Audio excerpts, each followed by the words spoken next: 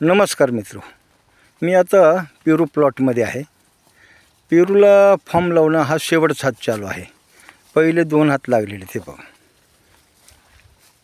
पहिला हात लागला तो आता एक 8 दिवसात काढणीला पण तयार होईल. आत्ताच बऱ्यापैकी पेरू तयार झालेला आहे. आता फॉर्म कसा लावता तुम्हाला दाखवतो. संतोष, फॉर्म कसा लावायचा एकदा हे कर. फॉर्म कसा लावायचं, पानं तोडून पहिले पानं साळायचे, हां मग असं फॉर्म लावायचा त्याला हां पूर्ण पुढं सरकून. हां मग त्याच्या बाद याच्यावर आपण पन्नी बांधतो. पन्नी बांधतो. हां, आता ही पन्नी बांधली की हा पेरू जवळपास 1.25 ते 1.5 महिन्यामध्ये तोडायला येतो.